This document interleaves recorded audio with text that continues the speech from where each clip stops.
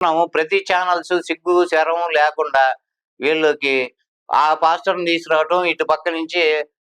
వేరే ఒక హైందవులని రాధా మనోహర్ దాసనో ఇంకో ఆయన పిలవటం, కూర్చోబెడతాం. వాళ్ళని వాళ్ళు కొలిచే వాళ్ళు నమ్మే దేవుళ్ళని వీళ్ళతో తిట్టించటం, వీళ్ళు కొలిచే దేవుళ్ళని వీళ్ళతో తిట్టించడం, కూర్చోబెట్టి వీళ్ళ బతుకంతా ఇదే అయిపోయి ఈ ఛానల్స్ ను కూడా ఒక రకంగా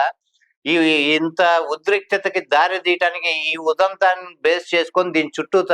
గతంలో జరిగినవి, అంటే రీసెంట్ గా జరిగినవన్నీ మనం ఆలోచిస్తే ఈ ఛానల్స్ లో వీళ్ళు తెచ్చి కూర్చోబెట్టి వీళ్ళతో మాట్లాడించినవి కూడా ఈ ఉద్రిక్తతకి దారి తీసే పరిస్థితులు కూడా ఉన్నాయి. కాబట్టి పోలీసు వారు దయచేసి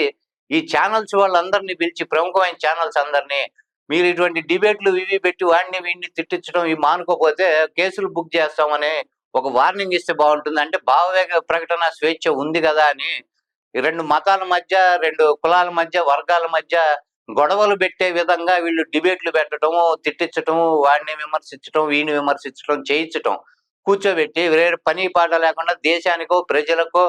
ఏదైనా అవసరం పడేది కానీ ఉపయోగంగా ఉండేది కానీ ఎటువంటి టాపిక్లు లేదా ప్రముఖులు చాలా మంది గొప్ప గొప్ప మేధావులు మంచిగా సమాజానికి సేవ చేసి రిటైర్ అయిన వ్యక్తులు, లేకపోతే సమాజంలో ప్రస్తుతం ఉండి కూడా సమాజానికి ఎంతో కొంత వాళ్ళ వంతు సాయం వాళ్ళు చేస్తున్న వాళ్ళు చాలా మంది ఉన్నారు. వాళ్ళని తీసుకొచ్చి కూర్చోబెట్టి వాళ్ళ అనుభవాలు, వాళ్ళ అభిప్రాయాలు సమాజం పట్ల ఎలా ఉండాలి ఏంటనేది అది ప్రజలకు తెలియజేసే విధంగా ఏదైనా అటువంటి వాళ్ళని పిలిచి ఇంటర్వ్యూలు చేయటం అవి చేస్తే ఉపయోగం ఉంటుంది. కానీ